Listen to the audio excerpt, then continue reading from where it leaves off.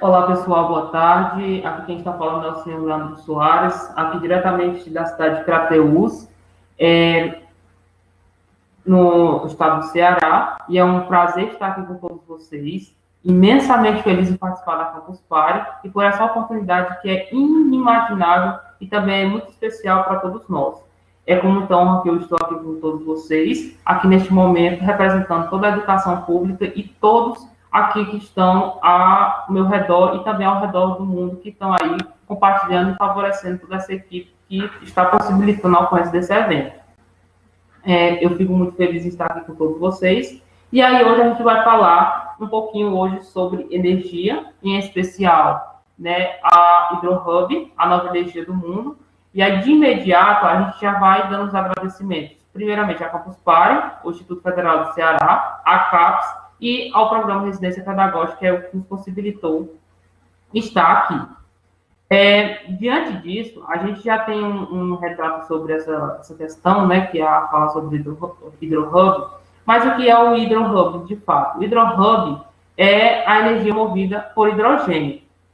E esse hidrogênio é, de fato, uma tendência que tomou o imaginário do mundo diante da alternativa das produções de tipologias energéticas.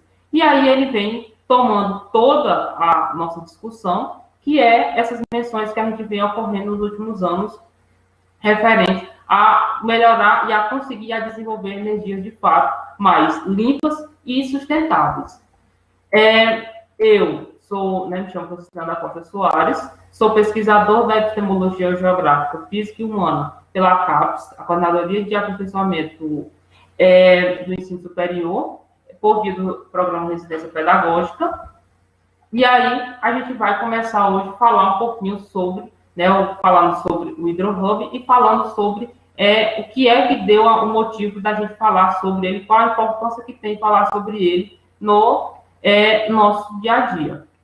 E aí, o que é que a gente vai hoje, inicialmente falar? Falar primeiramente, dentro de uma linha, o que é energia, falar posteriormente um pouquinho desse trajeto da energia, tanto no mundo quanto no Brasil, e posteriormente a gente vai destrinchar mais um pouquinho sobre como é que se fala e como é que está sendo todo esse mercado do hidrogênio e do HidroHub, por assim falar, certo? A palavra energia, para quem não sabe, pessoal, ela provém da etimologia da palavra energia, ou energia, e do latim energia, que quer dizer trabalho. Ela tomou como principal princípio a renascença, que ela não era conhecida como energia, mas sim vis viva, que era o que queria dizer sobre chamada força viva, calórico, que era um dos principais sinônimos da época. Foi inicialmente utilizado em si a palavra energia no ano de 1807 pelo médico e físico inglês Thomas Wong, segundo Wilson, em 1968. E antes disso, ela só tinha o sentido de força, ela nunca tinha o sentido de trabalho. Mas com o processo da industrialização e, em si, a segunda revolução industrial, com o processo da descoberta da energia elétrica, de fato, a palavra energia ela tomou esse imaginário e tomou esse mercado. E aí passou a força, com os estudos. Ela começou a ser colocada como outros princípios, principalmente as forças elétricas, as forças gravitacionais, forças magnéticas, entre outras. E aí a gente tem, dentro do nosso imaginário, um pequeno recorte, sobre tipos de energia, a origem, e aí a gente vai falar que é basicamente a classificação clássica que a gente tem sobre essas nuances que a gente tem a falar sobre a energia. Ela é classificada, durante o trato de energia, ela é classificada conforme, de um lado, as suas fontes, em questões de renovação ou de não renovação, certo? As famosas renováveis e não renováveis. E aí, a gente tem, dentro de um outro lado, a gente tem a quantidade em relação à sua origem de trabalho, que é aquela que a gente conhece mais prioritariamente, se elas são de origens diretamente natural ou se elas já são de energias transformadas. Um exemplo de primária, no caso, a energia solar, a energia dos ventos e tal, e as secundárias são aquelas que a gente já transforma, por exemplo, a energia elétrica e a energia provinda da biomassa, que são aquelas que a gente já utiliza dentro desse nosso imaginário. Dentro da posterioridade, a gente tem a famosa classificação das energias de tipologias, né? Essa classificação de tipologia de energias alternativas são aquelas que a gente conhece como as não clássicas, que são aquelas provindas tanto da força dos hidrocarbonetos, como o petróleo, o gás natural e as energias provindas do petróleo, né, os famosos hidrocarbonetos, e essas energias alternativas são aquelas que possuem um trato bem mais considerável, conciliável à sustentabilidade. E não porque são sustentáveis, porque elas ainda continuam tendo alguns impactos. Mas elas são consideradas sustentáveis ainda a certo ponto, porque elas, se comparadas às suas antecessoras, elas possuem um nível de impacto muito mais reduzido. E, por assim dizer, é importante a gente falar sobre ela, a gente falar sobre as mesmas, porque elas retratam muito esse imaginário, elas retratam muito essas alocações que a gente tem a falar sobre as mesmas. Então, por isso que é importante a gente falar tanto sobre as energias dentro desses motes colocáveis, falando sobre as mesmas. Dentro desses princípios, né, dentro dessas colocações que a gente fala sobre a energia sustentável, é importante a gente destacar, dentro delas aqui no contexto mundial, mas que elas, por elas existirem, gente, não é que elas sejam majoritárias ou existem em todos os lugares, certo? Existem regiões do mundo em que elas têm mais propensão e têm mais facilidade, já tem outras tipologias já dominam também. Mas as destacáveis são essas 7 que eu trouxe aqui para vocês, que são as hidrelétricas, que é muito comum aqui no Brasil, né? Ainda hoje a nossa principal radial de produção de energia. Nós temos a solar, a eólica, que também são as 3 tipos mais comuns aqui no Brasil. Nós temos a biomassa, temos a geotérmica, que é muito mais comum em regiões instáveis, com tectônica mais instável, como é o caso de países, por exemplo, como a Islândia. Nós temos a maremotriz, que é muito comum em regiões litorâneas, e a ondomotriz, que também em regiões em que ocorre também mais propensão a surf e outros do tipo. Uma nova classificação dessas energias, né, são as chamadas formas ou formatos de energia, que são aquelas atribuídas às questões de energia química, que a gente pode classificar segundo os princípios físicos, químicos e biológicos, que são as chamadas energia do tipo química, energia do tipo mecânica, energias elétricas e energias eletroquímicas, junto das energias radiantes eletromagnéticas e das energias térmicas, que são aquelas que a gente vai distinguir. Mas no intuito industrial, a gente vai destacar, e empresarial, a gente vai destacar as energias eletromagnéticas, eletroquímicas, mecânicas e elétricas. Dentro desse critério, né, a partir dessa pequena, digamos, introdução a falar sobre energia, a gente vai falar hoje, de fato, destrinchar um pouquinho mais o que é o hidrohub, né? Por que o hidrohub hoje é importante a gente falar no dia de hoje? O hidrohub, pessoal, é um nome categorizado que a gente dá, né, para falar sobre as tendências mundial do Brasil e do mundo em especial, com uma alternativa dessas alternativas que eu tinha falado no início, né? Esse nome hidrohub, né, é um substantivo composto que ele fala sobre a junção hidro, vem de hidrogênio, e hub, que vem do inglês, traduzindo do inglês mais prioritariamente, ele quer dizer eixo, ou seja, eixo para o hidrogênio, ou eixo para a utilização do hidrogênio, como uma fonte de energia.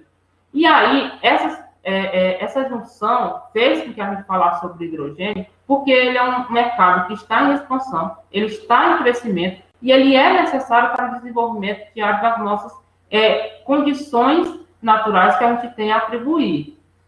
E aí a gente trata a falar sobre o hidrohub, porque é uma energia que ela é inovadora, ela é sustentável, e ela atribui ao desenvolvimento das propostas industriais, propostas empresariais sustentáveis, ecológicas, ambientais, geográficas e todos os critérios que a gente possa vir a colocar, ela é hoje considerada por muitos especialistas como um dos modelos que possui mais sustentabilidade e possui um dos índices de impactos ambientais muito reduzidos se comparado com as que a gente já tem em alternativas, que são consideradas alternativas, e se comparado com as demais, que eram as tradicionais, aquelas provindas de origem dos hidrocarbonetos. É uma energia gerada, pessoal, a partir dessas moléculas de hidrogênio e com ampla possibilidade de se tornar majoritariamente uma energia de uso comum. Por quê? Porque a infraestrutura delas, pessoal, não é uma infraestrutura tão cara, ela não é uma infraestrutura que ela fique tão distante da nossa realidade. Então, ela pode ser utilizada, ela pode ser colocada tanto a nível pessoal, comum, civil, como também ela pode ser utilizada de portos de maior proteção, como principalmente os critérios industriais. Então, onde é que a gente encontra o hidrohub? Né? A gente pode extrair as fontes de hidrogênio, onde é que a gente pode extrair o hidrogênio de fato. Por o hidrogênio, pessoal, além de ser uma característica quimicamente falando, ser o elemento químico mais comum dentro da natureza, o hidrogênio, pessoal, ele é um dos que tem mais farto, ele é uma substância mais farta que tem na natureza. E ele pode ser extraído pelo gás natural, pelo etanol, o metanol, a água, a biomassa, o metano, algas, bactérias, gasolinas e diesel. Então, e outras fontes também. Mas essas que eu trouxe aqui para vocês são as que mais tendem-se a colocar como uma origem deles mais presentes. E isso por quê? Porque aqui ele está virando, qual é o outro fundamento que a gente traz para falar sobre que o hidrogênio, a energia produzida a partir do hidrogênio é uma tendência, gente, por causa da sua facilidade, né? Ele não necessita, como eu falei anteriormente, de uma infraestrutura muito grande, muito característica, e porque ele tem uma questão de carestia muito ainda incipiente para se falar. Então, incipiente no sentido de você falar, porque ele você não tem a necessidade, por exemplo, você destruir grandes áreas ambientadas, ecológicas, você não tem a necessidade de destruir, movimentar grandes pessoas, não. Que você pode já reaproveitar o que nós já temos e desenvolvê-la.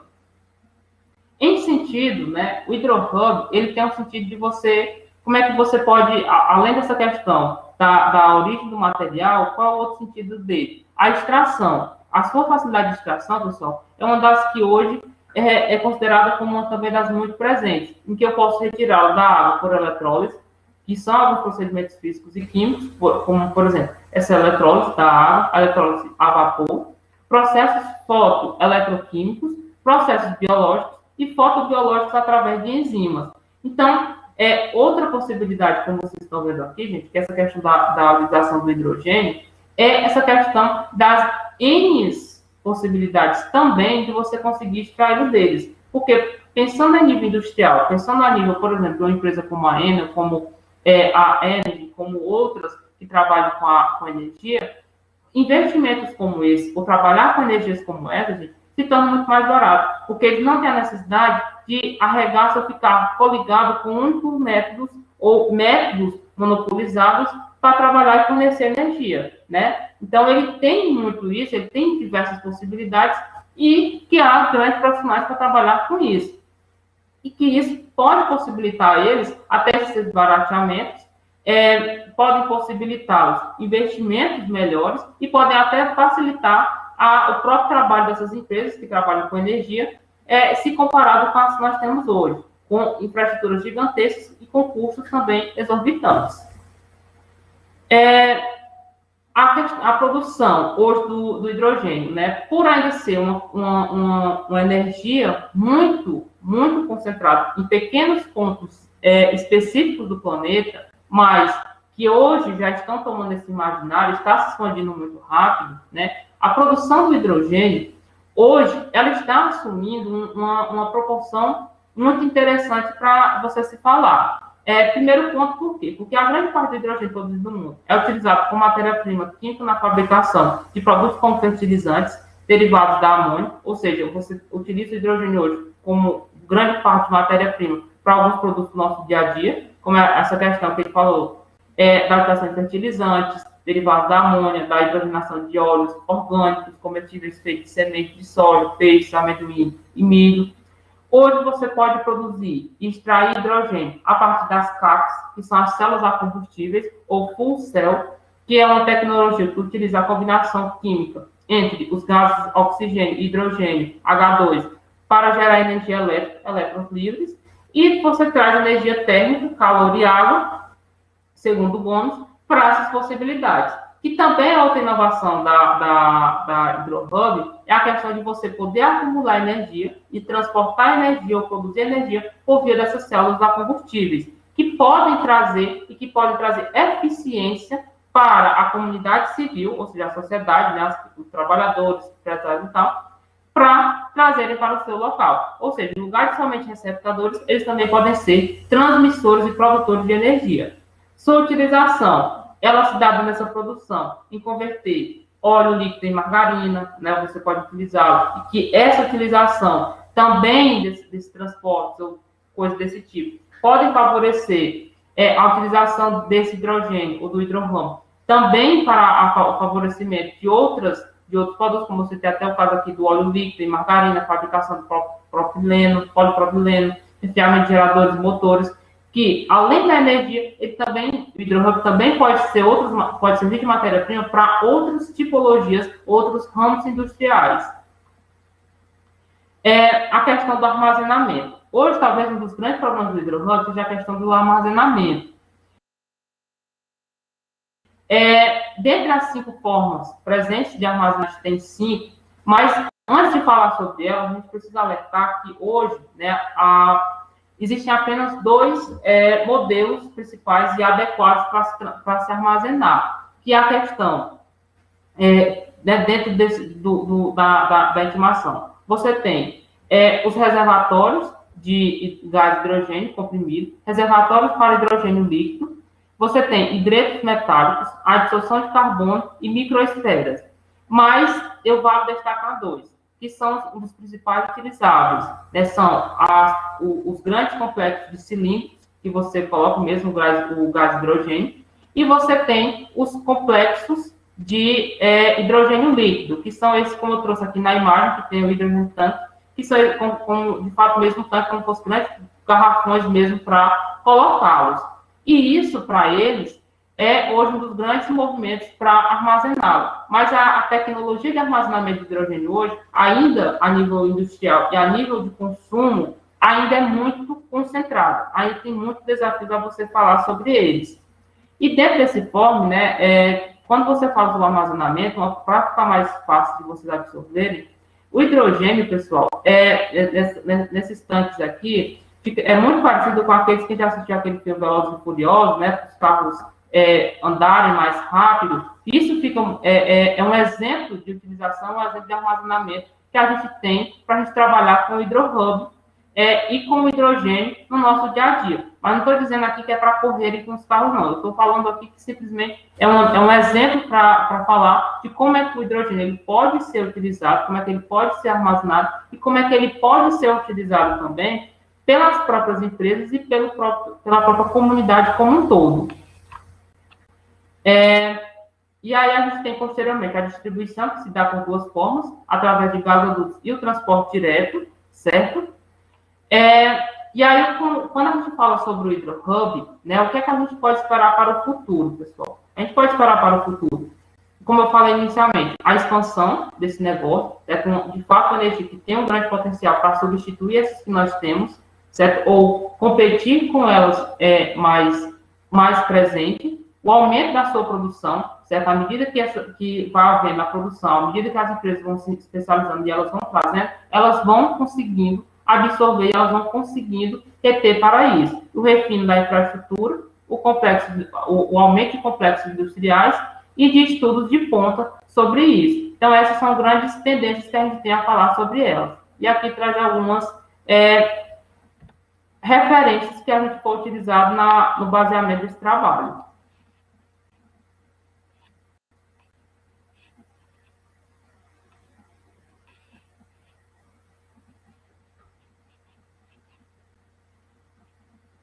E aí, quando a gente vai falar sobre esses critérios, né, sobre essas menções a falar sobre o HidroHub, Leandro, essa realidade, ela está muito distante do nosso dia a dia.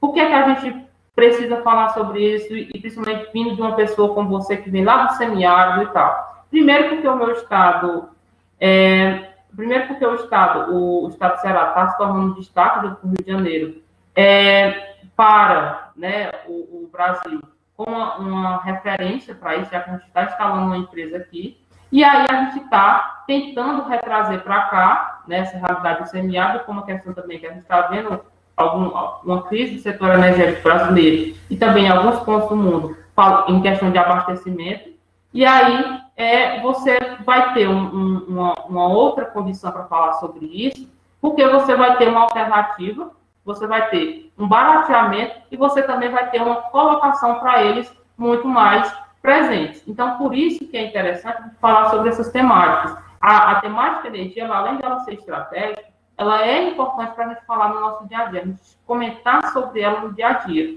Então, por isso que é importante que a gente retrate, não só do semiárido, mas também a nível de Brasil, essas condições e esses tipos de alocações que a gente tenha falado sobre o dia a dia. Isso porque é importante para questões educacionais, porque isso é tecnologia, é inovação, é formação, e isso porque é o desenvolvimento sustentável, que é talvez um dos grandes queres, ou talvez uma das grandes posições que a gente tem no nosso dia a dia, e a gente tem no nosso meio educacional, no nosso meio de pesquisa, que a gente tem a falar e que muitas vezes a gente é negligenciado. Então, a participação de todos, e a gente pode abrir até o espaço para perguntas ou questionamentos futuros que a gente possa vir a tratar para todos, né, com a Campus Party, e que desde já é uma honra estar aqui com todos vocês, e que eu fico muito grato, novamente, por ter cedido esse espaço para a gente falar dessa temática que é urgente, é necessária e é importante para o desenvolvimento e desenvolvimentos futuros que a gente vai vir.